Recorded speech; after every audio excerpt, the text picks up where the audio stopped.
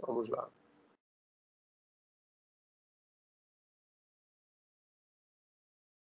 Gente, alguém aí tem contato com a Giovana? Ou não? Eu tenho.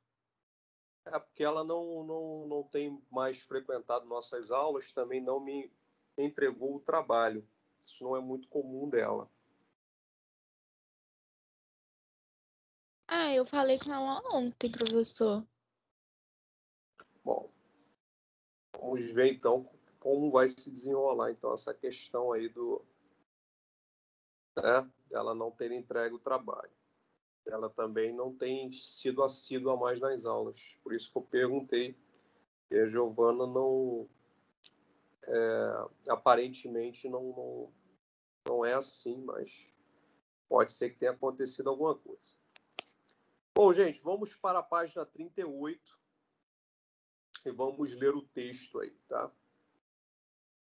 Fizemos as atividades desta página, pessoal, ou ainda não?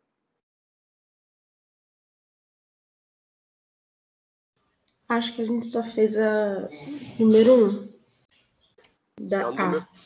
A número 1 está feita? Número 1, letra A. Ok, vamos para a letra B, então. Apesar de existir desigualdade no interior do bloco, tá, da União Europeia, qual seria, segundo o autor aqui, o Lucas Chancel, o maior problema interno dos países da União Europeia, segundo o texto que a gente leu na aula passada?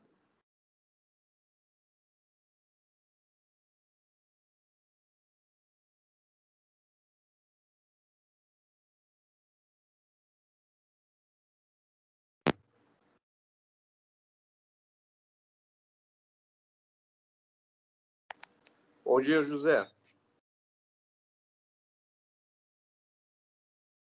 Se estiver me ouvindo, dá um ok aí, tá? Já sabe a sua nota do trabalho? Sim ou não? Vamos lá.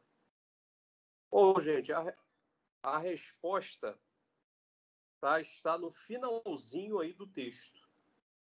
O problema que ele alega, tá? Essa é uma visão do autor, ele alega ser em relação à economia da União Europeia.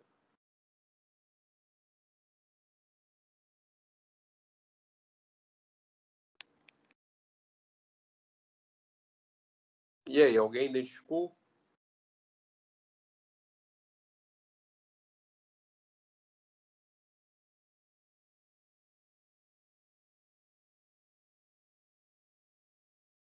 Ninguém, pessoal?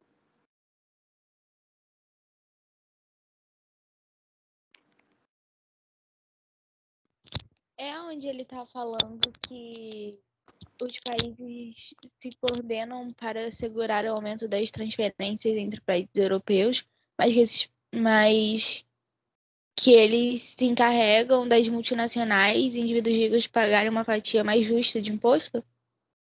Justamente, ele faz uma crítica, né, ao que ele considera que a União Europeia, o bloco da União Europeia, não força os mais ricos a pagarem uma fatia maior de impostos. Mas, como eu expliquei na aula passada para vocês, isso pode, né, caso viesse a acontecer ou venha a acontecer, isso pode ter um efeito inverso. Em vez de você, né, captar mais dinheiro, você pode, no final das contas, captar menos dinheiro para o Estado. Porque se esses ricos se sentirem pressionados, eles podem até sair do país e levar a riqueza deles com eles. Essa riqueza, pessoal, não é só o dinheiro pessoal, não. São as empresas que eles possuem. Se você aumenta muito a carga de impostos em cima das pessoas que têm uma condição maior, essas pessoas elas geram empregos também. Né? Então, se você aumenta, ela pode fechar as portas, não quero mais ficar aqui, vou levar os meus empregos, né, ou o meu dinheiro para outro país, que vai receber de braços abertos e cobrar menos impostos. Eu vou dar um exemplo para vocês de um país que não está preocupado em taxar rico. Ao contrário, ele quer que cada vez mais pessoas ricas, né, estejam nele. Já ouviram falar em Singapura? Sim. Então, esse país aqui, pessoal, deixa eu mostrar aí algumas imagens de Singapura para vocês.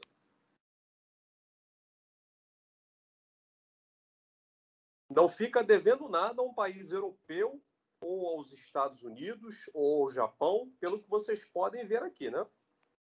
Aqui, ó. Singapura, pessoal. Olha que maravilha. Deixa eu mostrar aqui para vocês. Ó, Singapura é uma ilha que fica, tá, na Bahia, ali próxima à Malásia. É uma ilha, um país independente. Tá bom? Agora, deixa eu mostrar para vocês. É pequeno, tá, pessoal? Aqui tá com zoom aqui. Olha aqui, Singapura aqui no mapa. Aqui, ó. É uma ilha pequena, né? Se você colocar um mapa em tamanho real, você praticamente não enxerga Singapura aí. Tá? Bom,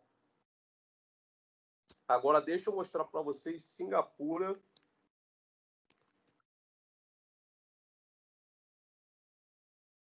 Isso aqui era Singapura nos anos 70, pessoal. Parece ser o mesmo país? Não. De forma alguma. Aqui, ó. Olha o contraste do que é Singapura hoje e do que foi Singapura no passado. Aqui, ó. Pessoal, qual o principal motivo da transformação do país ao longo dessas últimas décadas aí? Hoje, Singapura, pessoal, é uma das economias mais procuradas do mundo. É um país, né, que está aí no mapa mundial dos países que mais prosperam. Tá? Inclusive, cedia um grande prêmio de Fórmula 1. A Tainá, que, se eu não me engano, acompanha aí a Fórmula 1, tem lá o grande prêmio de Singapura. Tá? Coisa que poucos países conseguem sediar. Então, gente, o que aconteceu? O homem, tá, lá no governante, no século, no final do século XX, no início da década de 70 para final da década de 70 para o início dos anos 80, simplesmente implantou a economia neoliberal lá, tá? A economia capitalista, tá? Onde ele, né, governou lá com mão de ferro, mas, obviamente, ele conseguiu fazer com que o país avançasse de tal maneira com o capitalismo, né, com leis rígidas, e diversificou a economia de Singapura e tornou Singapura, como eu falei, uma das economias mais procuradas do mundo. Bom, pessoal, o que tem a ver isso exatamente com esse texto da União Europeia que eu estou falando? Singapura hoje, pessoal, ela tem um slogan, um lema. Ela não quer saber a origem do seu dinheiro. Singapura não está nem aí para saber a origem do seu dinheiro. Ela quer que você, pessoa rica, pessoa que tem, né, bala na agulha, vamos colocar assim, esteja investindo lá em Singapura. Ela quer, pessoal, modernidade vem com o quê? Vem com capital, vem com dinheiro.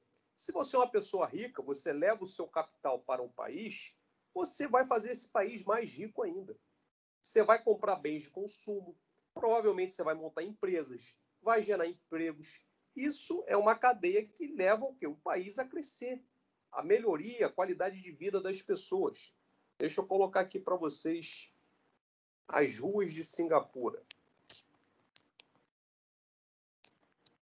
Inclusive, tem um documentário, caso vocês queiram assistir, tá? Aqui, ó.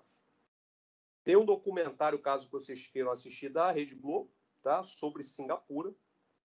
E lá, pessoal, por exemplo, se você jogar lixo no chão, você é multado em cerca de 300 a 400 dólares.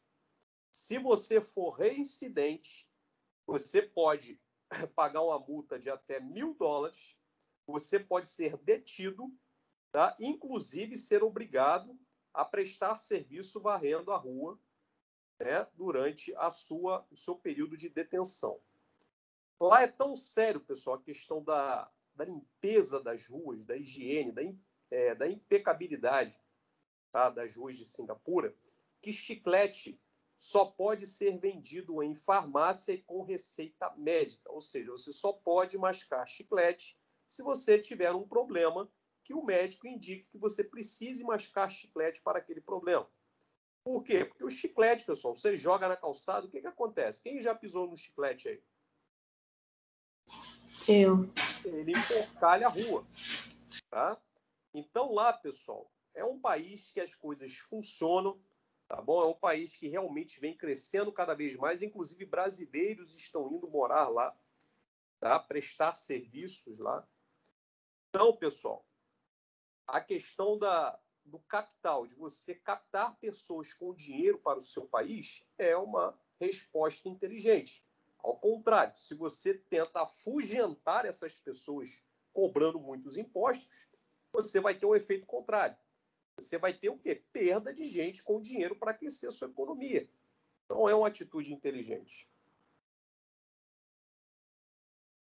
Está aqui, a letra B. O maior problema interno dos países da União Europeia, segundo o senhor Lucas Chancel, seria a distribuição de renda, sobretudo em relação às multinacionais e aos super ricos, que acumulam riqueza internamente, sem o sistema de redistribuição comum entre os europeus. No caso, também, ele faz uma crítica, né, às maiores economias do bloco, tá, que acabam, né, não distribuindo a riqueza de forma igual. Seriam as maiores economias da União Europeia, Alemanha e França. E realmente não tem interesse em distribuir, né, a sua riqueza de forma igual, pessoal, porque a Alemanha e França, elas têm uma voz muito grande dentro do parlamento da União Europeia. Já os outros países, não. Coloquem a resposta de vocês aí, por favor, gente.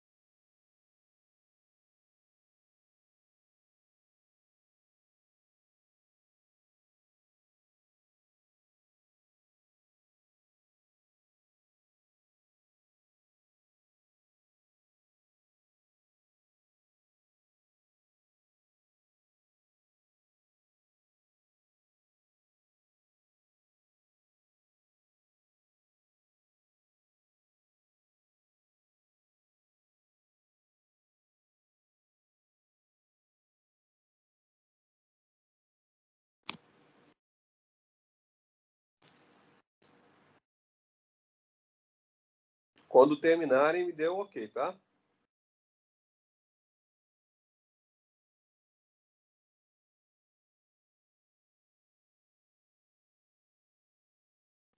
Terminei, prof.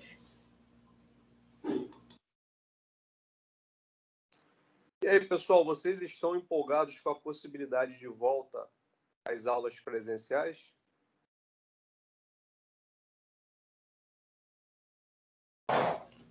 Mais ou menos. Mais ou menos?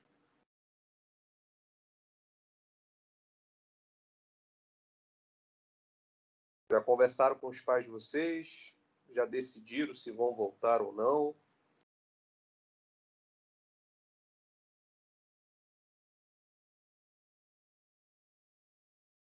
E aí, gente? Nada? Não sabem? Não querem opinar? Eu tava falando com meu pai, eu acho que eu não devo voltar, mas não sei ainda. Então, tudo bem, pessoal. Tá? É uma questão que vocês têm que resolver realmente com os pais de vocês, tá bom?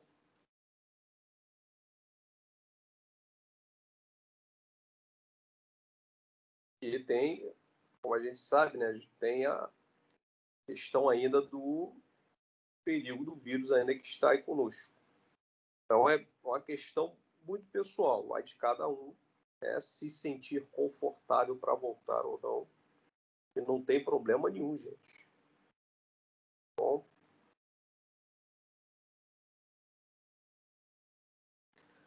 Bom, vamos ao texto 2, então. Todos copiaram? Eu passei aqui e não perguntei. Todos copiaram? Acredito que sim. Se alguém não copiou, posso voltar. Vamos ler o texto a seguir. Desigualdade social afeta a saúde dos franceses mais pobres, mostra a pesquisa. Até que ponto o fato de pertencer a uma classe social pode influenciar os hábitos e, consequentemente, o bem-estar físico? Este é o tema de um relatório publicado recentemente por um grupo de pesquisa do INSERM, Instituto Francês de Pesquisa Médica e Saúde. Uma das conclusões do documento é que na França, mais do que em outros países da Europa, a condição social gera desigualdade na saúde. O documento mostra que a situação socioeconômica, avaliada em parâmetros com faixa salarial, nível de educação e situação profissional, tem um efeito direto na mortalidade e na aparição de doenças crônicas. Entre elas, diabetes, obesidade, os problemas do coração, cardiovasculares e principalmente o câncer, como explica o pesquisador do Instituto Francês Cyril Delpierre. Ele coordena uma equipe do INSERM que estuda as consequências das desigualdades sociais sobre a saúde. Segundo ele, a falta de mobilidade social na França é cultural e faz com que uma criança que nasce em uma família mais pobre, por exemplo, dificilmente possa ter ascensão de classe.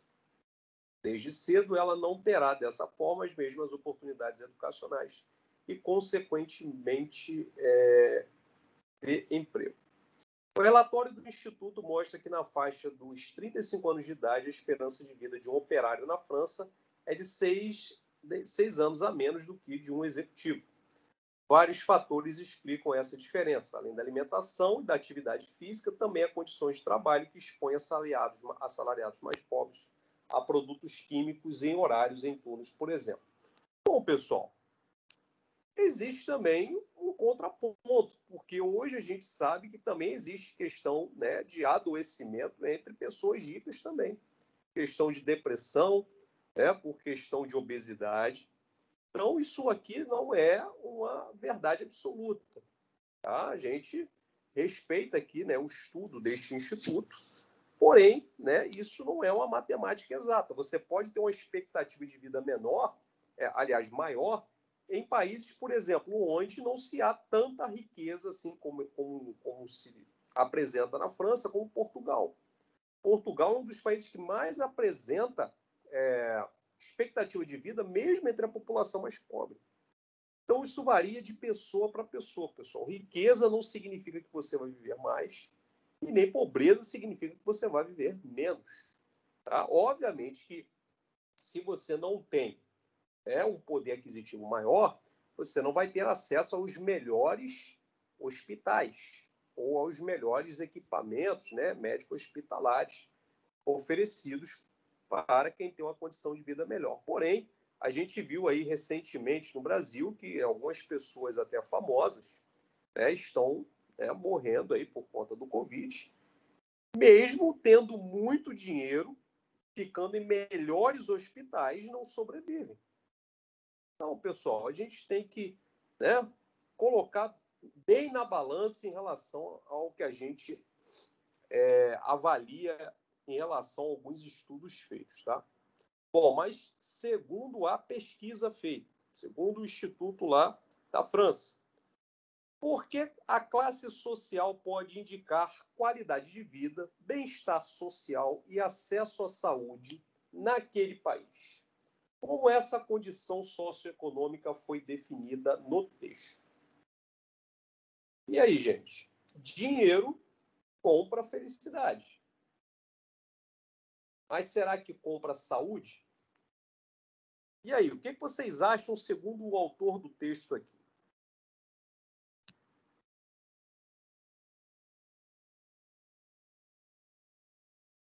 Fiquem livres aí para opinar, pessoal. Não precisam colocar 100% como está ali no texto, não.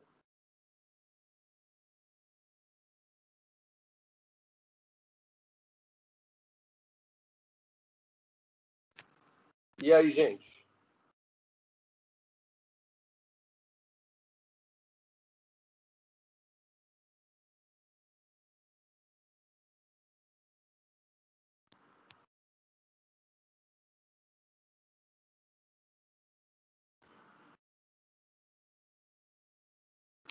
Meninas, qual é a opinião de vocês? Senhor José, está com o microfone ok para responder?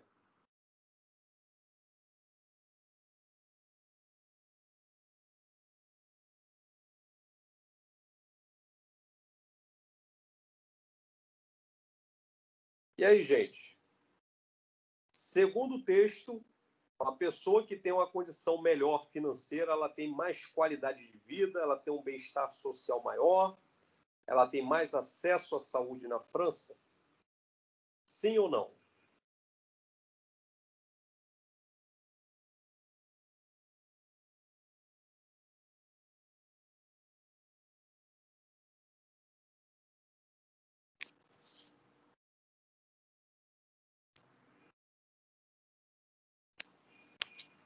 Estão me ouvindo aí, gente? Professor, o texto está falando que as condições financeiras geram mais dificuldade, principalmente na área da saúde no país. Sim, segundo o texto, sim, tá? Segundo a avaliação desse instituto aqui, francês, você, né, ser de uma classe onde você não tem uma condição financeira muito boa, você não terá, né, uma expectativa de vida maior, tá bom? A condição socioeconômica, segundo, né, o instituto aqui, é vital para que você possa ter uma expectativa de vida maior, tá? Vamos ver a resposta aqui segundo o texto. Segundo a pesquisa na França, em função das classes sociais, da ausência, bom, pessoal, a ausência de mobilidade social num país, né, capitalista é realmente difícil de engolir. A ausência significa que não existe mobilidade social. Significa que na França, se você nascer pobre, você vai morrer pobre. Pelo amor de Deus, gente. Pelo amor de Deus. É um país capitalista. Não estamos falando de uma dinastia lá do Oriente Médio, de um país, né, com uma casta de nobreza ou de reinado, não, gente. Tá? Mas, segundo aqui o texto, dos tipos de profissões e dos riscos, as pessoas alcançam maior ou menor qualidade de vida, bem-estar social e acesso à saúde. As condições socioeconômicas foram definidas por meio de faixa salarial, educação e situação profissional. Só para deixar claro, gente, falar que na França não existe possibilidade de você mudar de vida é mentira. Isso aqui é uma falácia. Tá? Isso aqui passa longe do real. O Brasil, que é um país, né, de industrialização tardia, você tem mobilidade social, você pode sair de uma classe, né, pobre e atingir até, né, um sucesso. Não é só no meio artístico, futebolístico, não, gente. Você pode ser um empresário de sucesso saindo de uma classe mais pobre. Temos vários exemplos. Imagina a França. Então,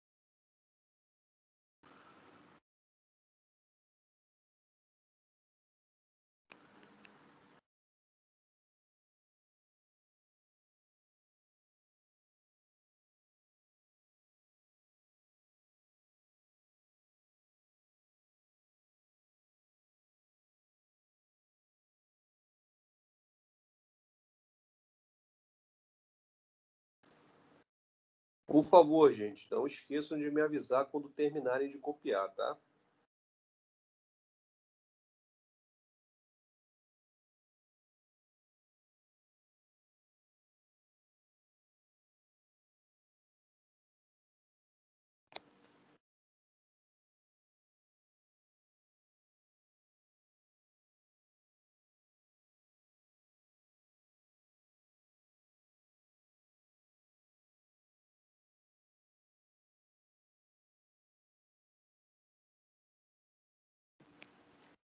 Senhorita Giovana, bom dia. Está me ouvindo?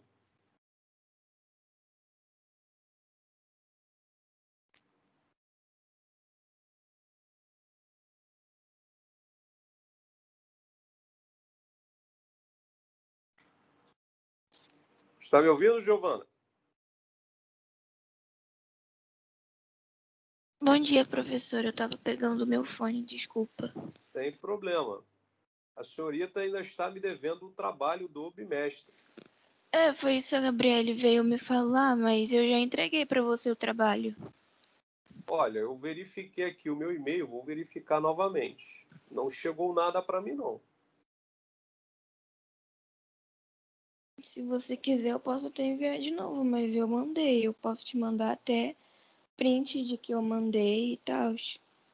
Ok. Deixa eu só verificar novamente aqui, mas todos os que eu recebi aqui na minha caixa de e-mail, eu dei um ok, ou recebido, ou trabalho recebido, tá bom? Para que vocês saibam que eu verifiquei. O seu e-mail está como Giovana mesmo? Eu acho que é, sim.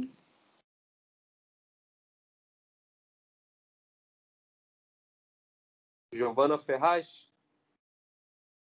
Isso. Tá, deixa eu verificar aqui, ó. Ó, o último e-mail seu que chegou para mim foi dia 15 de abril. Foi o da prova de geografia que você enviou. Mas não chegou, não. Pode ter acontecido de você ter digitado uma palavra ou outra ali errado. Pode acontecer.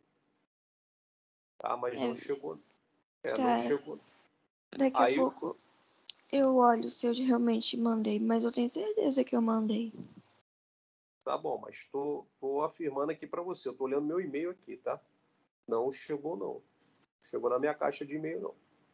Por isso eu até falei com a Gabriela. Achei estranho você não ter enviado. Mas não tem problema. Você pode me enviar esse trabalho, tá? Não esqueça de me enviar hoje. Hoje. De preferência, não. Como prazo final, hoje. Tá? Ou pelo WhatsApp, se for, né? Para garantir que ele vai chegar, que não tem nenhum problema ali de última hora, você pode me mandar pelo WhatsApp também, tá? Mas, por favor, não deixe de enviar, não. Tá, eu vou enviar. Daqui a pouco mesmo eu te envio. Tá bom. Vocês têm contato com a Ana Luísa aí, gente? Ou não? Eu tenho. Então, a Ana Luísa também não me enviou o trabalho. O Vitor também não me enviou. Tá só Giovana, no caso, vai me enviar daqui a pouco, a Ana Luísa não enviou e o Vitor também não enviou. Eu vou falar com a Ana. Então, é por isso, pessoal, que eu sempre peço, quando eu passo esses trabalhos, para que vocês enviem com antecedência e entrem em contato comigo, né?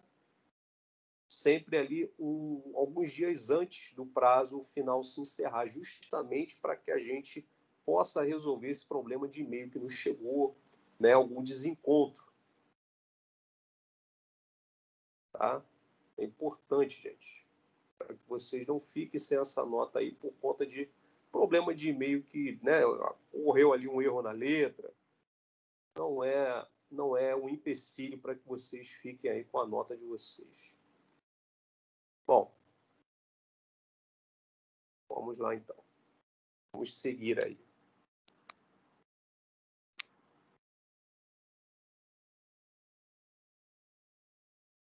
Bom, alguém ainda que não copiou, pessoal, ocorreu um probleminha aqui. Deixa eu ver aqui. Ops, ocorreu um probleminha aqui com o nosso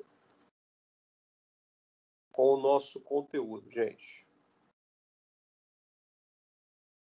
Peço desculpa aqui, tá? Saiu aqui, deu um tilt aqui no site aqui, eu vou entrar novamente.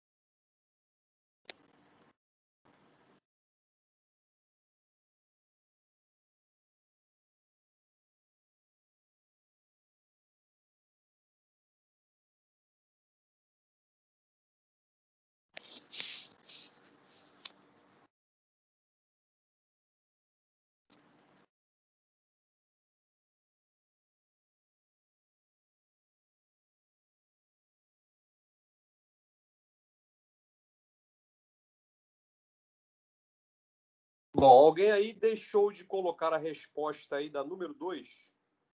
Ou todos colocaram? Eu tava no finalzinho. Bom, pode terminar então, por favor.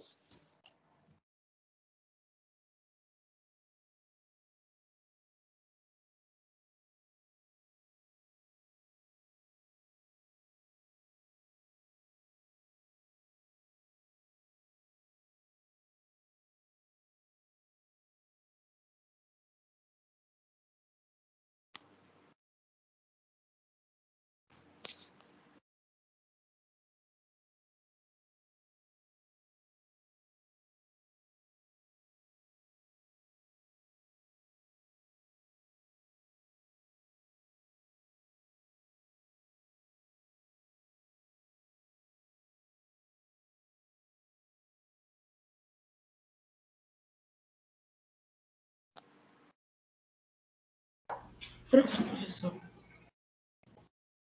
Pode Ok. seguir.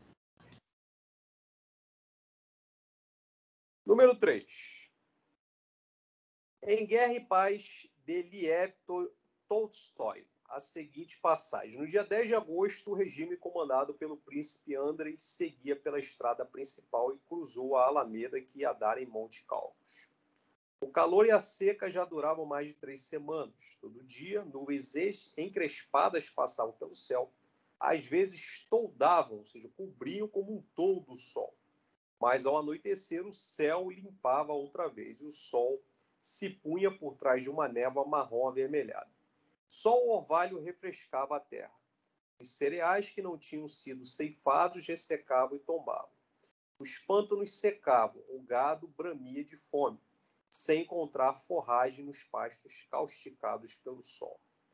Sabendo-se que a paisagem descrita se situa entre a Rússia e Belarus, né, que era conhecida como Bielorrússia até pouco tempo, um país que era vinculado à União Soviética, é mais provável que corresponda ao clima do tipo. Vamos tentar lembrar do clima da Rússia.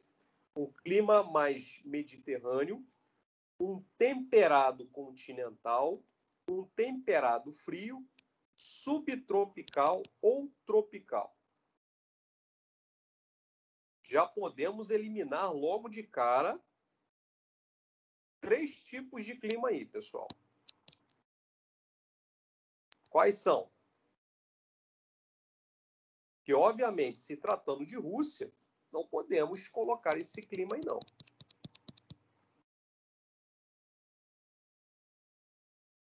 Dá para tirar o subtropical, o tropical. Isso. E o Mediterrâneo. Tá? O clima de origem mediterrânea. Provavelmente temos aí um clima de temperado continental ou temperado frio. Vamos ver a resposta. Letra C, temperado frio. Tá bom, pessoal?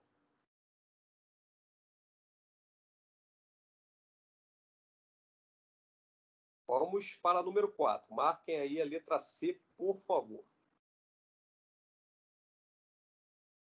Vamos observar o gráfico a seguir e fazer o que se pede. Rússia e Brasil, principais módulos de transporte em 2005. Há 15 anos, há 16 anos atrás. Tá? Realmente não sei por que colocaram um gráfico de 16 anos atrás, mas tudo bem. Bom, na época, reparem, pessoal, olhem o modal. Modal é o modelo, pessoal, de infraestrutura. Modal de, quando se fala modal de transporte, é o modelo de transporte aplicado à infraestrutura econômica, tá bom? Percebam que a Rússia ela tem muito mais escoamento de produção via ferroviária do que o Brasil. Já o Brasil possui um modal rodoviário maior. E aquaviário também por conta dos rios, né? E porque a navegabilidade é muito mais utilizada por conta do litoral brasileiro, que fica num clima equatorial e subtropical, perdão, tá? Em muitas partes do nosso país. Então, gente, o modelo aquaviário ele é um pouquinho mais preponderante no Brasil. Bom, compare as características geográficas do Brasil e da Rússia e o uso dos principais modais de transporte de cada país. Eu quero que vocês destaquem o seguinte, pessoal: por que o Brasil possui uma quantidade de rodovias, né? Aqui no Brasil se opta pelo modelo de rodovias, escoamento de deslocamento de pessoas, escoamento de produção, tanto em cidades como no campo, pelo modelo rodoviário, ônibus, caminhões e carros. Por que se tem essa característica aqui no Brasil, gente? Quem lembra, quem já ouviu falar, tem a ver um pouquinho com a questão histórica.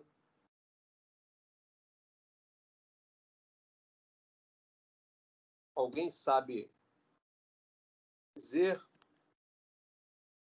Gente, não tem problema se errar não, gente. Pode arriscar aí. Essa questão mistura um pouquinho de geografia com história. A gente tem que lembrar lá do meado dos anos 50, no início dos anos 50, do século 20. Foi aí que começou a história do nosso modal rodoviário, né? A expansão das estradas no Brasil. Qual o motivo? Quem lembra?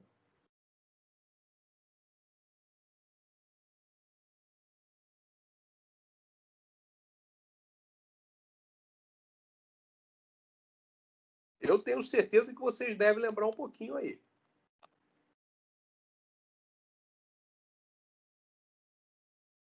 Se não chegaram ainda nesse critério aí, pessoal, em história, provavelmente vão chegar ainda esse ano.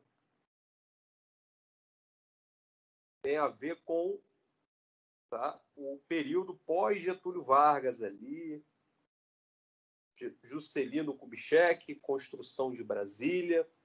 Já chegaram nessa parte? Falem comigo, gente.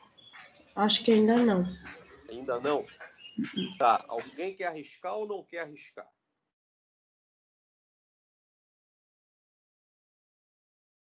Tainá, avisa a Ana, tá, que o e-mail dela também não chegou. Tá? Avisa a Ana aí que o e-mail dela não chegou para ela me reenviar, tá bom? Eu posso acusar recebimento agora, aqui, se for o caso. Para que ela me reenvie ou me envie também por WhatsApp, para não ter dúvida de que eu recebi. Tá bom, Tainá? Você pode fazer esse favor? Claro, vou falar com ela agora. Tá bom, pode falar com ela aí, tá? Não chegou para mim aqui, não.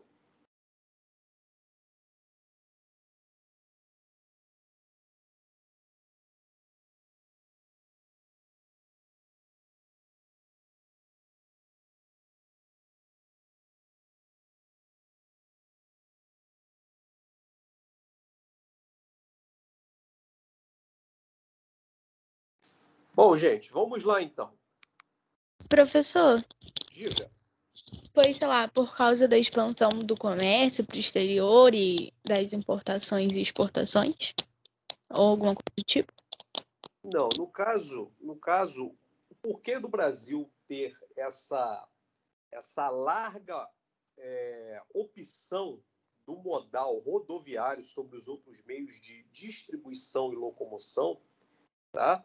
É porque nos anos 50, dos anos 50 para cá, houve uma tentativa do governo brasileiro de trazer indústrias multinacionais para cá. E as indústrias multinacionais, né, que vieram para tentar, né, diversificar a economia brasileira na época, foram as indústrias do ramo automobilístico.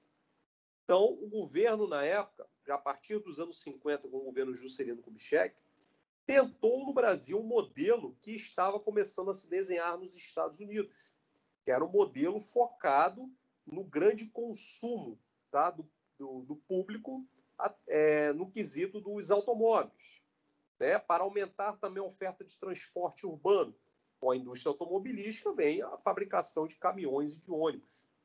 Então, o Brasil apostou nesse setor, né? Deu facilidade para que as empresas viessem para o Brasil, para expandir mais também a economia brasileira. No período, pessoal, deu certo. Chegou a dar certo no período.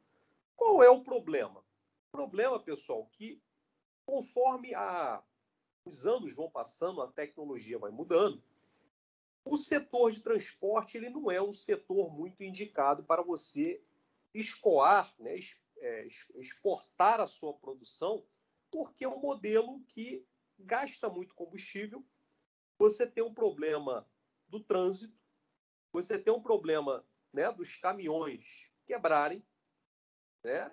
É um modelo de transporte mais caro e não consegue levar muita carga.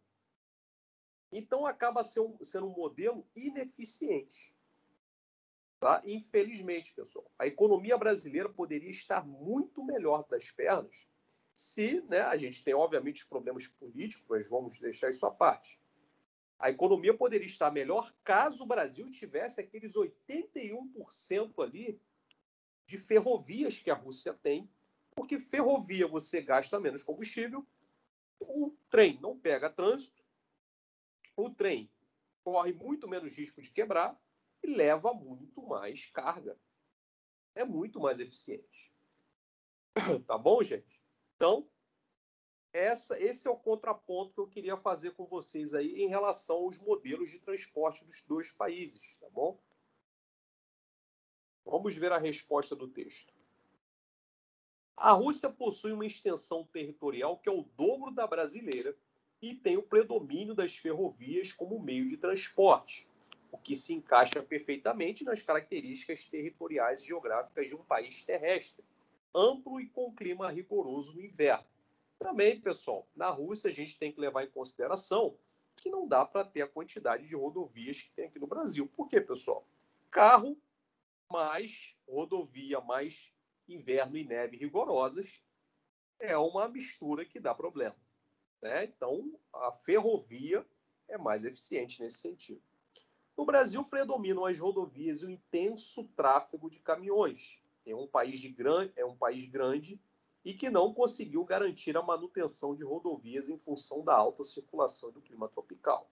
E, entre outros fatores, causa processos erosivos das rodovias. Não é só isso, pessoal. O asfalto brasileiro ele é de péssima qualidade. Tá? Isso é uma realidade. Tá? Não é só a questão do clima, não. O asfalto brasileiro é ruim mesmo. É um asfalto que não dura 30 anos. Deveria pelo menos durar. O asfalto brasileiro é horrível. O que aumenta o custo das mercadorias, como eu falei para vocês, pela baixa capacidade de carga dos caminhões. Ou seja, país que opta, né, em sua maioria, por um modelo rodoviário para escoar a sua produção, você vai ter mais prejuízo do que lucro. É ineficiente, pessoal. Não tem jeito. Como é que você transporta toneladas e toneladas de minério de ferro, né, se você não tiver uma ferrovia?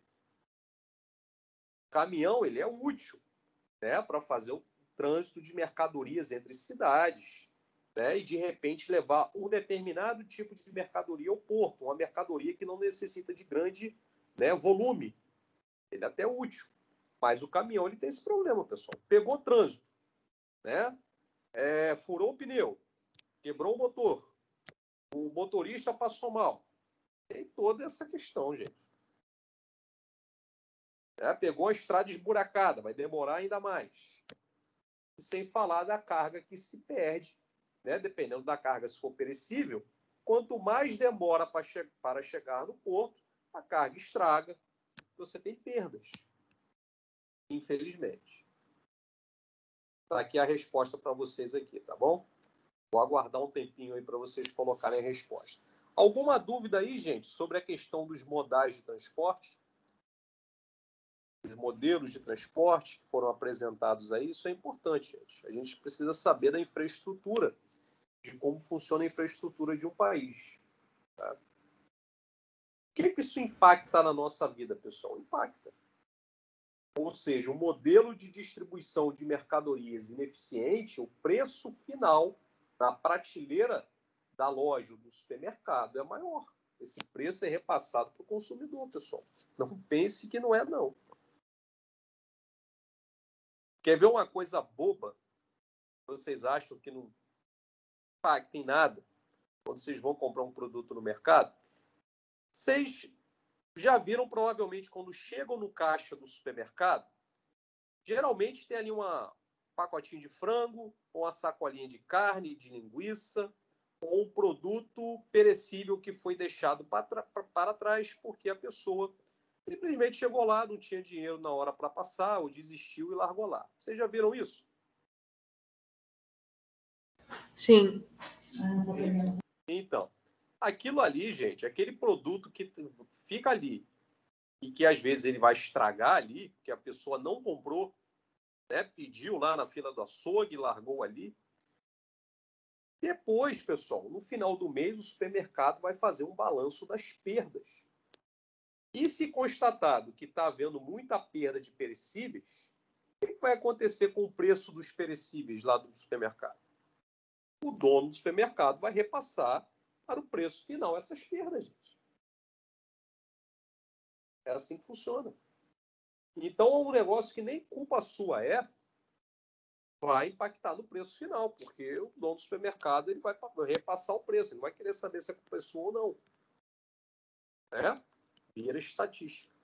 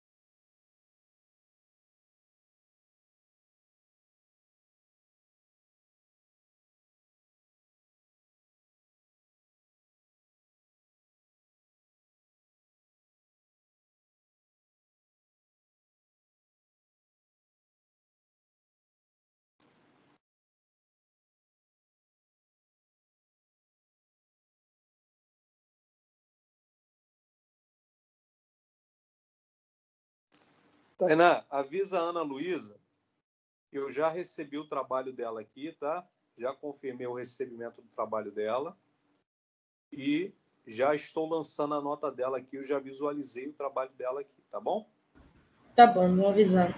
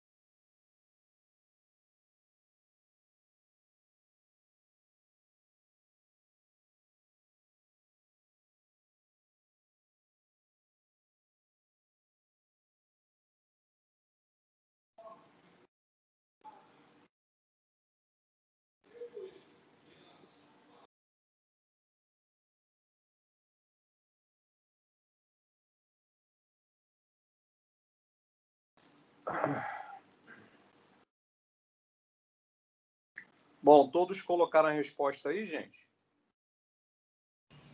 Eu já terminei. Tá, se tiver alguém que não colocou, é só avisar. Número 5.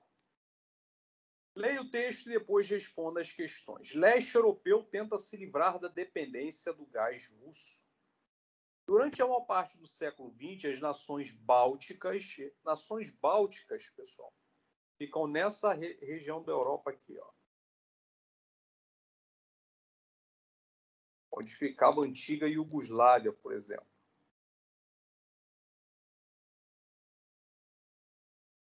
Aqui, ó. Vou pegar o mapa aqui. Então, essa área aqui, onde fica, ó, Belarus, a Letônia, Lituânia, Estônia, tá? Um pouquinho mais para baixo, hoje nós temos a Sérvia, tá bom? Essa é a região báltica. Tudo bem, gente? Fica próxima, obviamente, aqui ao Mar Báltico, tá? Ok? Vamos lá, então.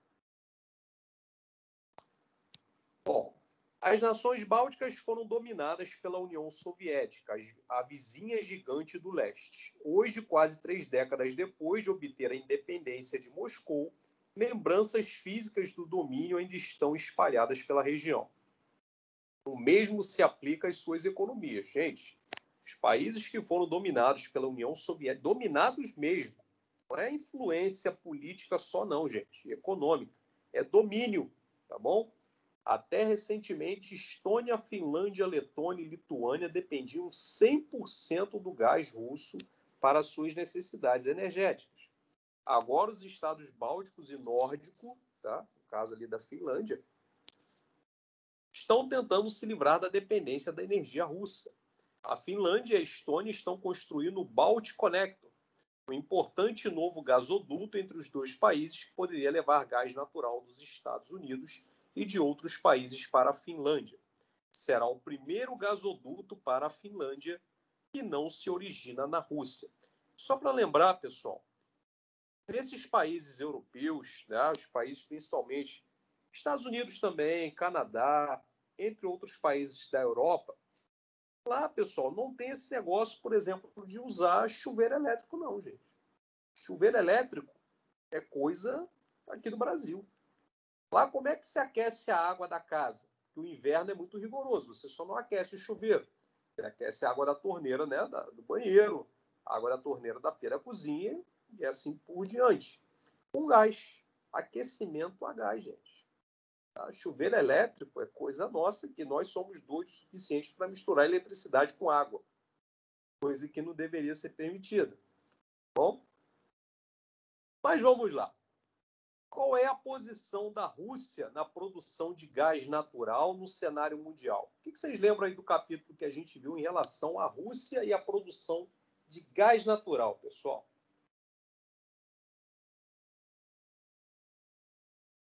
Podem falar o que vier à mente de vocês, o que vocês lembram.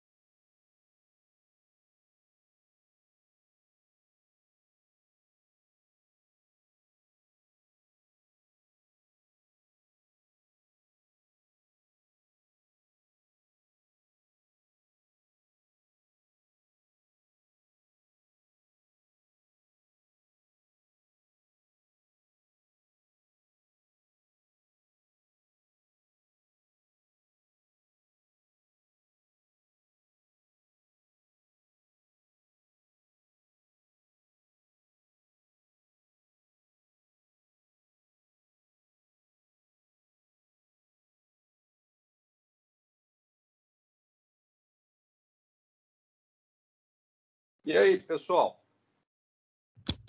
A Rússia tem uma das maiores reservas de gás natural. Sim, pessoal, a Rússia, ela é um dos maiores produtores de petróleo do mundo. Logo, ela tem acesso também a grandes reservas de gás natural.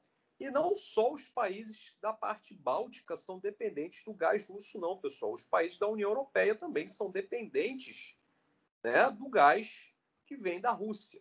Então, a posição da Rússia em relação à produção de gás natural, né, no cenário mundial é de proeminência. A resposta. A Rússia é o segundo maior produtor de gás do mundo, estando atrás apenas dos Estados Unidos.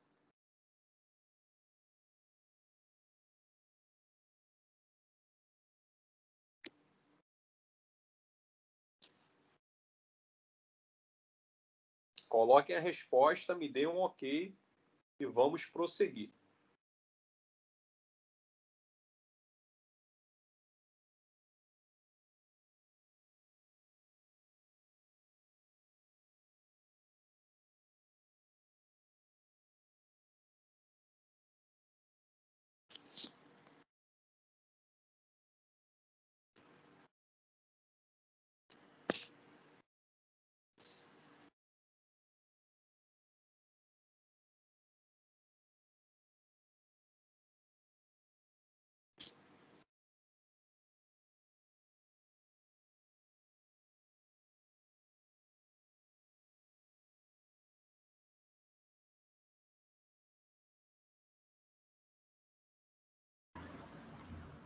Acabei, professor. Vamos à letra B. Que alternativa países nórdicos e bálticos vêm buscando no intuito de reduzir a dependência do gás russo? O que é que a Finlândia e a Estônia, por exemplo, estão tentando fazer para diminuir essa dependência?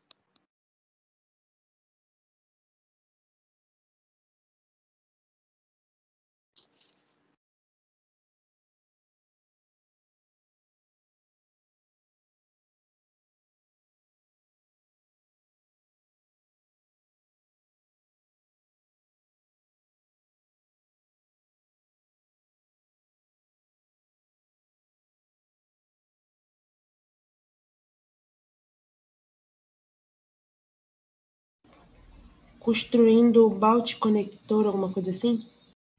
Eles estão construindo o chamado Baltic Connector, que é um gasoduto, tá? Uma rede de gás entre os dois países, tá? Para poder diminuir essa dependência, tá? Do gás que vem da Rússia. Esses países vêm construindo um gasoduto para facilitar o acesso ao gás natural americano.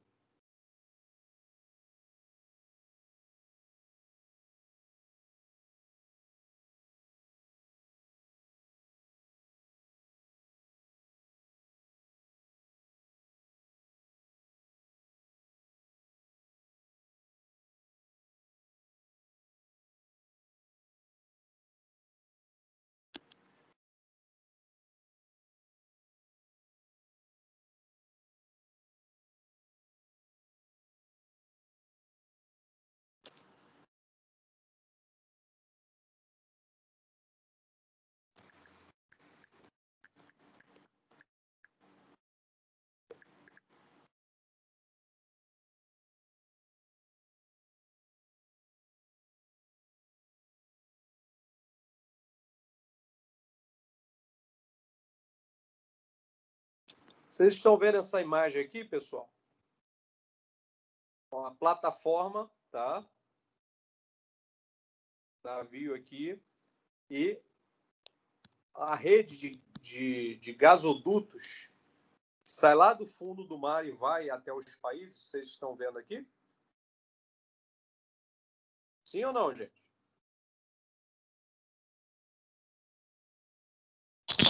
Sim. Espero que todos estejam vendo, tá? Então, pessoal, gasoduto não é só por terra, não. Tá? Nós temos aqui, ó, olha só, parece um emaranhado de fios de baixo no fundo do mar. É um gasoduto. Tá? Esse gás vai chegar lá em terra, aqui, ó. Chega lá a milhas de distância da costa, vai chegar em terra para fornecer o gás às cidades. Tá bom? Aqui, ó, tubulação gasoduto aqui, ó.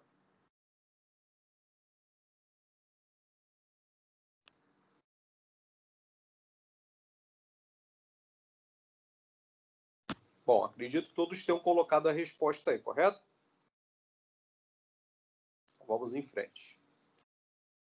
Essa alternativa garante aos países nórdicos e bálticos a autossuficiência em relação ao gás natural? Construir esse gasoduto acaba os problemas para os países nórdicos e bálticos? E aí?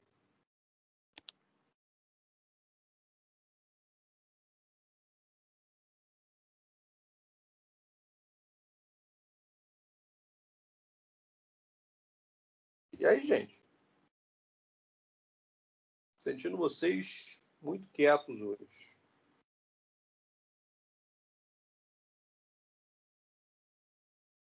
Gabriele, Tainá, o que vocês acham?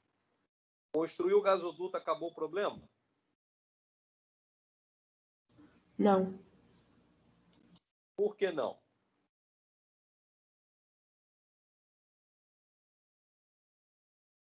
Realmente, a resposta é não. Mas por quê? Quem poderia apontar aí? A questão porque que Finlândia e Estônia construíram lá um gasoduto lá, começaram a receber, né, o gás da exploração de plataformas americanas, de empresas norte-americanas. E aí, pessoal? A resposta já está praticamente implícita. Já estou dando a resposta para vocês. Ninguém vai arriscar?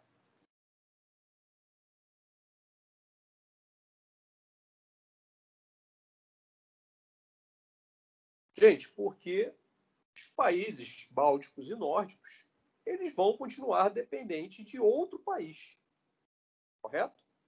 Eles podem até comprar um gás mais barato, né? Até porque a Rússia, pessoal, ela tem uma posição ali uma posição política muito forte. Então, depender da Rússia não é jogo. Esses países já viram o que a Rússia pode fazer no passado. Tá? Então, de qualquer forma, eles só vão trocar de fornecedores, não vão ficar autossuficientes na exploração do gás, só vão trocar o fornecedor. Não, essa situação apenas substitui o país detentor da relação de dependência. Embora você possa, obviamente, conseguir o que é um gás mais barato, de forma mais eficiente, significa que a situação vai piorar, não. Vai melhorar, mas autossuficiência eles não terão.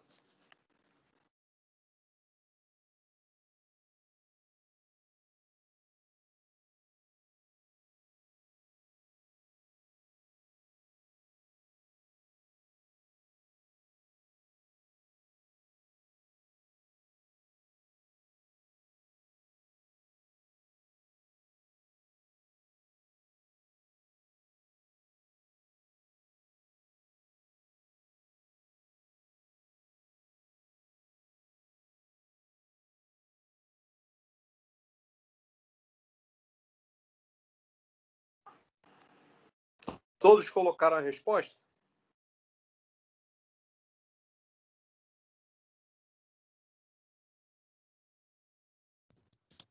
Sim. Vamos em frente. Número 6. Outro texto para que possamos interpretar. Depois de lido, vamos explicar a importância do Conselho do Ártico frente à disputa territorial em andamento no Oceano Glacial Ártico. Canadá, Dinamarca, Estados Unidos, Finlândia, Islândia, Noruega, Rússia e Suécia compõem o Conselho do Ártico, organização criada em 1996 para promover a cooperação entre os estados árticos que tange a pesquisa e ao uso sustentável dos recursos naturais que podem vir a serem encontrados na região. Então, a gente viu a questão da disputa pelo Ártico.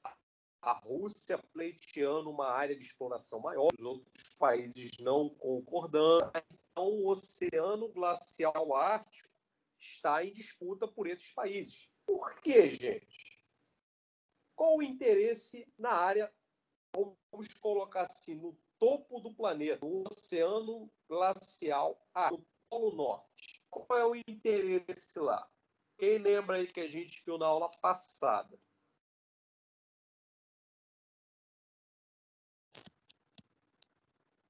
Quem lembra?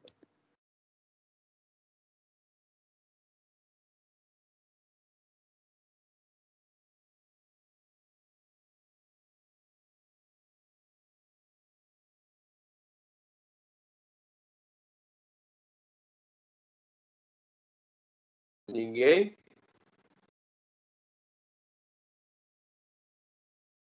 Vamos lá, gente. Vamos refrescar a memória. A disputa no Oceano Glacial Ártico tem a ver com a exploração de petróleo, né? Segundo aí, os dados coletados, o Oceano Glacial Ártico, as geleiras estão se retraindo, estão liberando áreas de exploração, tá, de petróleo naquela região, rica em petróleo e também gás natural, né? Então, esses países estão em franca disputa por acesso a essas jazidas de combustíveis fósseis. Bom, vamos lá então. Vamos ver a resposta do texto aí. Caberia ao Conselho do Ártico, como organização internacional, mediar os interesses das nações envolvidas na disputa. Rússia, Estados Unidos, Canadá, Dinamarca e Noruega, tanto na busca quanto na exploração dos recursos naturais da região, observando o seu uso sustentável.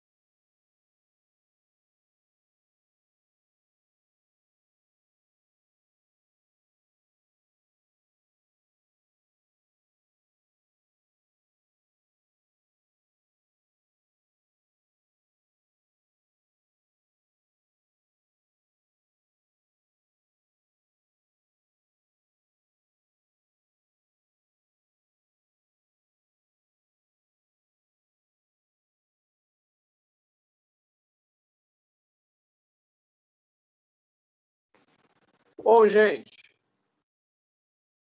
todos colocaram a resposta? Eu já coloquei.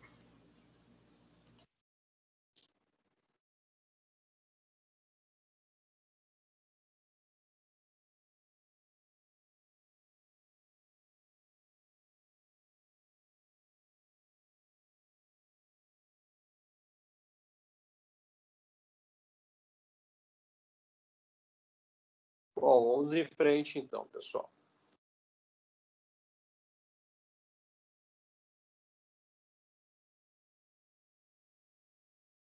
Deixa eu verificar aqui. Vamos para a nossa próxima atividade.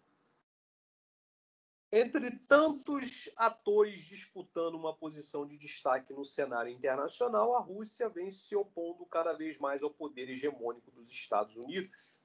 por herdar o arsenal nuclear e ter resquícios do sistema político da União Soviética, e bota resquício nisso, não à toa o senhor Vladimir Putin está no poder há 22 anos, tá? E não tem pretensão nenhuma de sair. O país vem destinando investimentos para se modernizar e sustentar o crescimento econômico registrados nas últimas décadas. Do ponto de vista da política externa, além de almejar a consolidação da sua supremacia no leste europeu, a Rússia vem alcançando um elevado grau de influência em locais de grande interesse político e econômico de ordem global multipolarizada. Superpotência exerce papel central na geopolítica mundial. Quem pode ler para mim, por favor? Quem se candidata? Eu leio, professor. Agradeço. Vamos lá. 100 anos depois da Revolução de 1917 e 26 anos depois da dissolução da União das Repúblicas Socialistas Soviéticas, URSS, e do fim da Guerra Fria, a Federação Russa segue como superpotência com grande capacidade de adaptação. Rico em recursos naturais, como petróleo, gás natural e madeira, o país é uma das maiores economias do mundo, o que lhe assegura um lugar no G20. É um dos 5 estados com armas nucleares e ao lado dos Estados Unidos, China, França e Reino Unido, além de abrigar o maior arsenal de armas de destruição de massa do planeta. A partir da reestruturação, suas forças militares nos anos 2000 passou a exercer importante papel de conflitos que vão do leste da Europa ao Oriente Médio. Destaca Fabiano Mielnik, professor de Relações Internacionais na Universidade Federal do Rio Grande do Sul. A importância geopolítica russa é muito grande, por isso não é raro que os movimentos do país no cenário internacional despertem atenção e tensão no resto do mundo. Segundo Pomeranz, é essa característica que, mais recentemente, tem colocado os Estados Unidos e a Rússia mais uma vez em campos opostos. Isso se deve a vários fatores, como a Rússia ser a porta-voz em uma ordem internacional multipolarizada, de certa forma desafiando a hegemonia decrescente dos Estados Unidos. Para exemplificar, a professora cita o protagonismo russo na solução de conflitos em vários países, como o acordo obtido com o governo sírio durante a gestão de Barack Obama, de eliminação das armas químicas, a oferta de ficar com o lixo nuclear do Irã no acordo fechado para suspender as sanções contra esse país. A participação no grupo de países que tentam resolver pacificamente o conflito, Israel-Palestina, e a participação no combate ao terrorismo na Síria. Então, pessoal, deixa eu tentar colocar um panorama para vocês aqui. Esse texto aqui, pessoal, ele já é um texto já um pouquinho defasado. Ele é um texto da época do governo Barack Obama, tá bom? Que era um governo onde ele não se entendia com o Vladimir Putin, até porque o governo Obama ele tem a característica do atual governo do Biden, tá? Que é o atual presidente. É um governo que busca, né, vamos colocar assim, uma imposição de um modelo global de sociedade, de economia, na qual a Rússia não concorda, pessoal. Não adianta que o Putin, o presidente lá, né, o premier russo, ele não absorve, ele não compra essa ideia de que a Rússia tem que ser um país multicultural, tem que ser um país aberto, né, a culturas que vêm de fora. Lá não tem isso, gente. Tá? A Rússia é um país onde ali o Putin realmente governa com mão de ferro.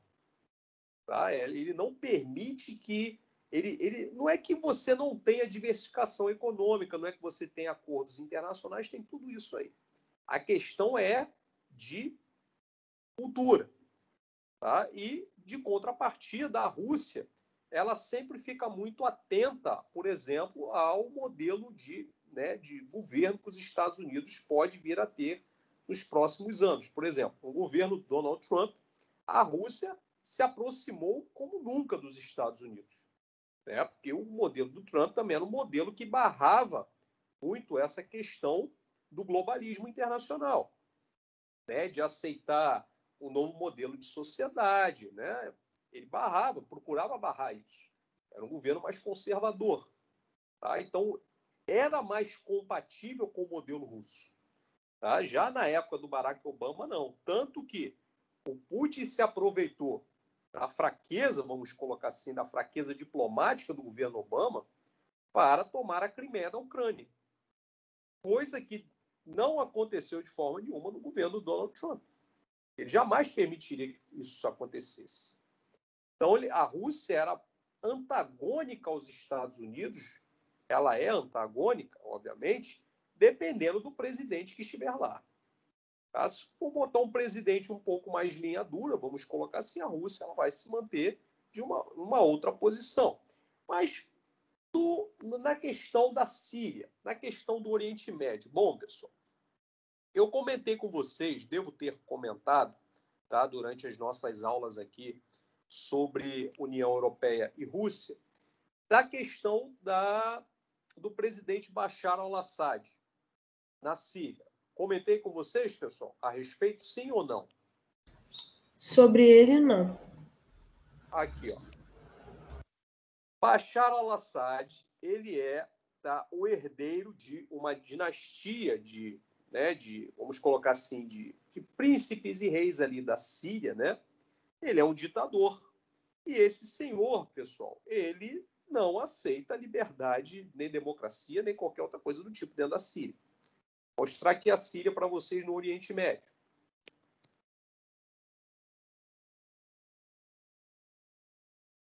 Aqui, ó. Olha a posição que a Síria fica. Fronteira com a Turquia. Turquia aliada dos Estados Unidos. Faz fronteira com Israel, que é um inimigo, né, na região, com o Iraque, que é uma área de influência dos Estados Unidos, e com a Jordânia. Tá? Então, essa área aqui, pessoal, ela é uma área estratégica a nível geopolítica mundial. Sabendo disso, pessoal, a Rússia se aproveitou da instabilidade gerada pelo próprio governo sírio e, né, começou ali uma guerra civil dentro do seu país, inclusive massacrando pessoas do próprio país que queriam derrubá-lo lá, tá bom? Então a Rússia se aproveitou da situação e se aproximou da Síria. Então ela virou uma espécie de tutor da Síria, ou seja, aquele primo fortão que cuida do primo mais fraquinho.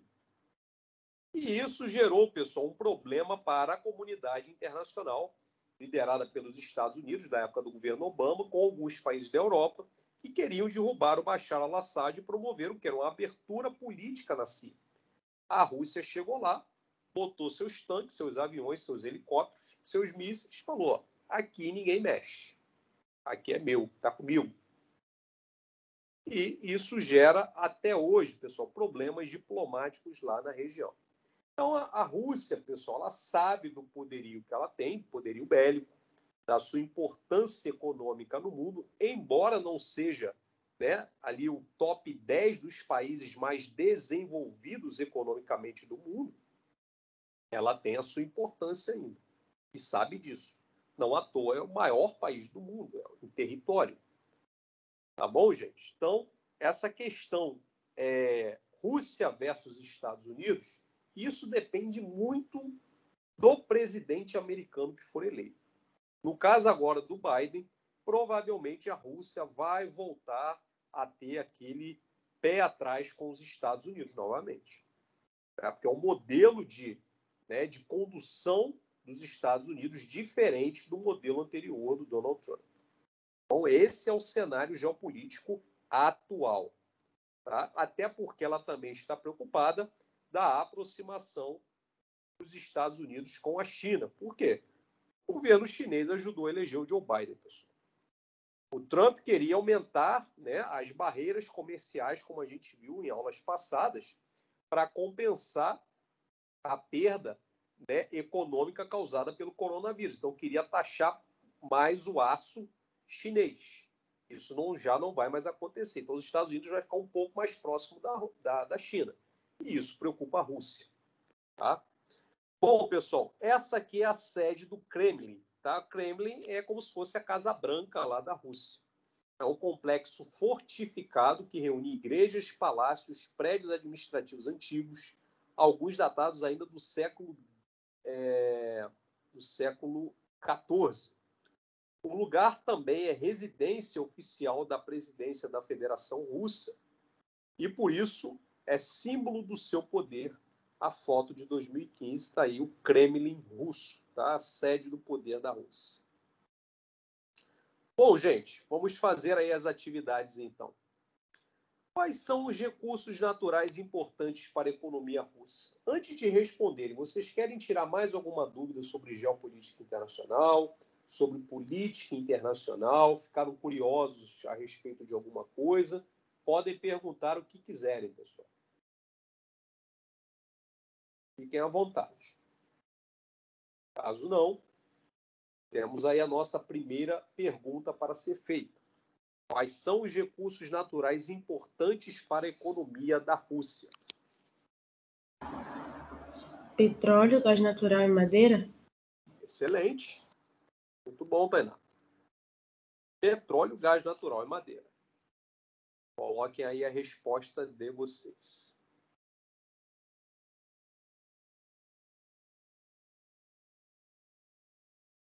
Vamos para número 2. Em que regiões do mundo a Rússia tem exercido grande influência geopolítica? E aí, gente? Quais áreas do mundo a Rússia tem exercido influência geopolítica? Na Síria? Oriente Médio, né? E algumas regiões ali também do leste europeu, como já exercia no passado. Vamos ver a resposta. Bom, de acordo com o professor de Relações Internacionais da Universidade do Rio Grande do Sul, a Rússia passou a exercer importante papel em conflitos que vão do leste da Europa ao Oriente Médio. O leste europeu ela já tinha influência desde o final da Segunda Guerra Mundial. Ela ainda continua tendo, né? Não, obviamente, como no passado, na época da União Soviética, que era uma influência do medo. Né? Caso algum país ali, e tentaram, algumas vezes, se ver livre da influência soviética, simplesmente a Rússia cruzou a fronteira com tanques e derrubou esses governos lá. Era simples assim.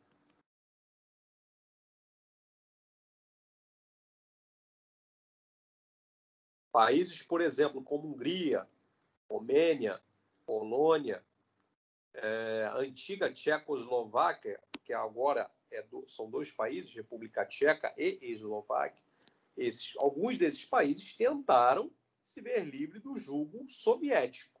E só conseguiram, pessoal, ali já no finzinho, tá, da época da União Soviética, já no final dos anos 80, início dos anos 90. Antes, não. Assim que colocarem a resposta, por favor, me avise.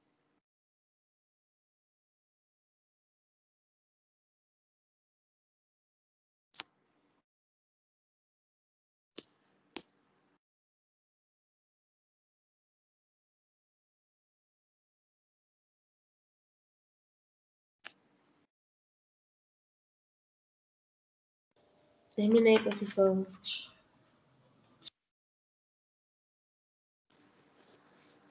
Bom, vamos em frente. Número 3. De acordo com o texto, de que forma as ações políticas da Rússia desafiam a hegemonia americana no cenário geopolítico mundial?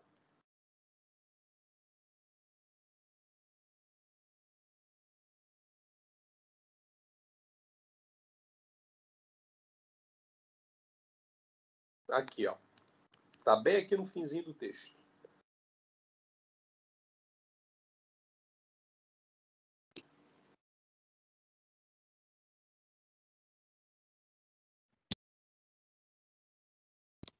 por conta do protagonismo russo na solução de conflitos em vários países.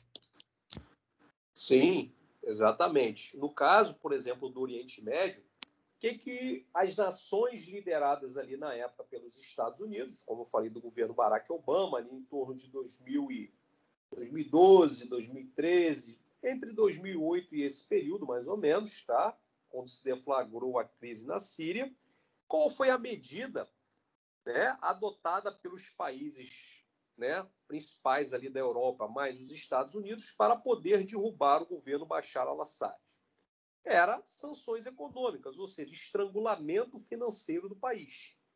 Deixar de promover o comércio exterior com aquele país, enfraquecer a economia, deixar o governo sem saída. Essa é uma medida, inclusive, adotada para se evitar guerra hoje em dia.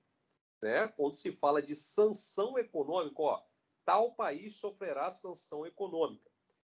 Significa que, né, países que estão de fora estão tentando derrubar um governo que, ao olhar deles ali, é um governo ditatorial, é um governo que está massacrando sua população, é um governo, né, que está causando atraso para o mundo, vamos colocar assim. Então, existe essa medida. O que a Rússia fez? Pode ficar, o Assad, pode ficar tranquilo aí.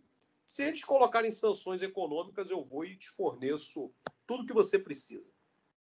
Essa foi uma das medidas que a Rússia fez para contrapor as medidas do governo americano na época. De acordo com o texto, a Rússia vem se tornando protagonista nas soluções de conflitos cujo papel nas últimas décadas vinha sendo desempenhado pelos Estados Unidos. Solução de conflitos não é bem a palavra, pessoal. O que a Rússia vem fazendo é o seguinte: ganhar força em países antes que Estados Unidos e a União Europeia ganhem. Né? Pode parecer um pouco ficção, né, científica ou coisa de filme, onde os países ficam ali jogando, né, com influência dos países, como se fosse um jogo de tabuleiro, pessoal. Mas não é, não. Os países, né, os mais poderosos do planeta, eles tentam fazer justamente isso há décadas. Ganhar força em posições estratégicas do planeta. A Rússia não é diferente. Atualmente, o país se destaca, por exemplo, por ser porta-voz do combate ao terrorismo na Síria.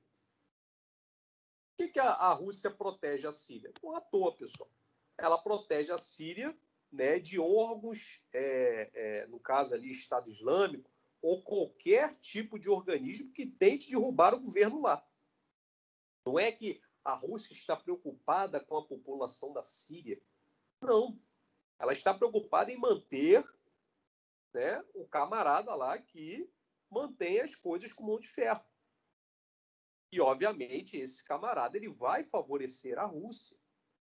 Né? Então, é por isso que a Rússia, pessoal, tem interesse, né, em controlar de maneira indireta aqueles países. Tá bom? Bom, segundo aqui ainda, por participar na solução de conflitos entre Israel e Palestina, entre outros. Bom, gente, solução de conflitos não é muito bem o que a Rússia tenta fazer, não. O que ela tenta fazer é justamente ganhar importância na região. A mesma importância que os Estados Unidos têm. É como se fosse um jogo de xadrez, gente. Onde você tenta dar um golpe, sabe, de mestre, uma rasteira no seu oponente. E hoje em dia, como é que se faz isso? Por meio de ações militares e diplomáticas. Você não vai, né, propriamente promover uma guerra, mas você vai mostrar o seu poder. A Rússia, quando chega para proteger o governo, ela chega com seus aviãozinhos, com seus helicópterozinhos, com seus soldados, por aí vai. Dizendo, não mexe com essa área, que essa área está sobre a minha tutela.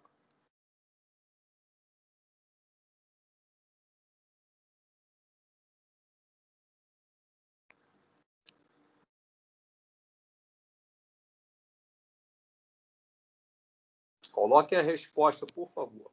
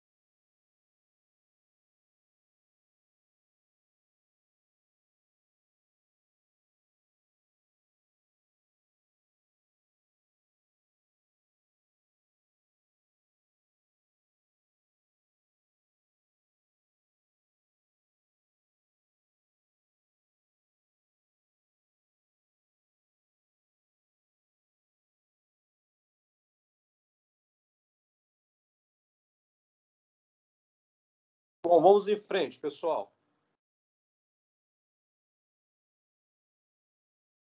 Por que a Rússia, no cenário internacional, tem um poder de despertar atenção no resto do mundo? Por que, pessoal, a Rússia deixa o mundo de cabelo em pé, dependendo do que ela fizer?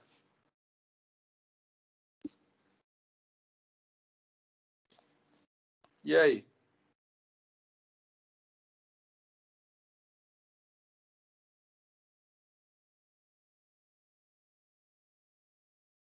Ninguém vai arriscar, pessoal?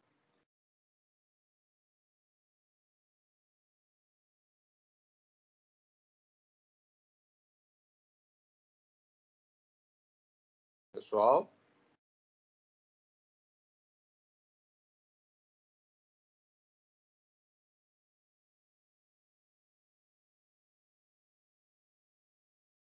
Tainá, Gabriele, por que a Rússia deixa o mundo de cabelo em pé?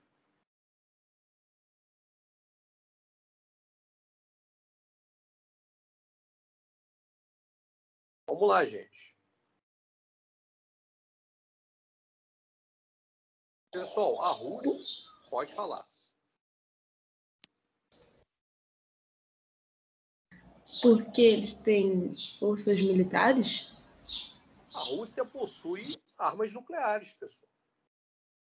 A Rússia é um dos poucos países do mundo que possui armas nucleares. Tem mísseis intercontinentais que atravessam continentes. Tem armas de destruição em massa. Isso aí, na hora de negociar de forma internacional, isso conta, gente. Pensem que não conta, não. Isso conta. Aqui, ó. A Rússia se coloca atualmente como uma das mais importantes potências militares do mundo.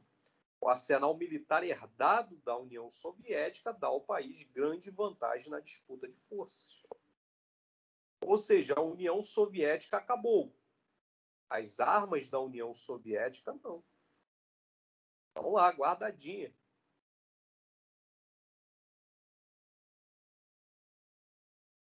Basta lá o senhor Putin apertar um botão, você pode ter uma crise internacional de proporções gravíssimas.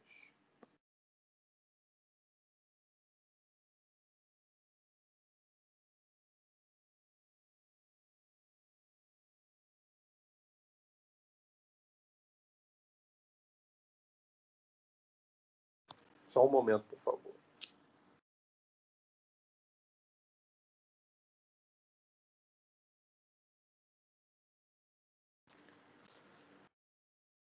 Colocar a resposta aí, gente. Eu já coloquei. Ok.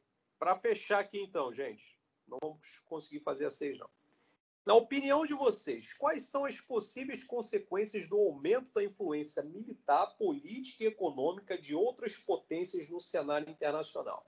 O que vocês acham da influência da China no mundo, que hoje, tá? A China hoje, pessoal, ela dá as cartas no mundo, inclusive nos Estados Unidos.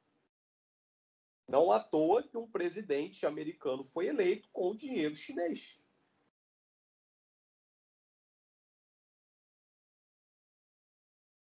No caso, a Rússia também tem grande influência no mundo.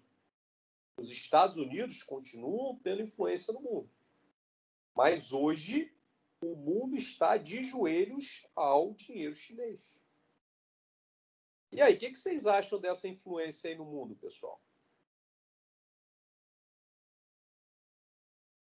Professor, mas o que isso afeta a minha vida? Está afetando, gente. Um vírus veio da China e nós hoje vamos ter, né, vamos ter que tomar a vacina para esse vírus. E aí?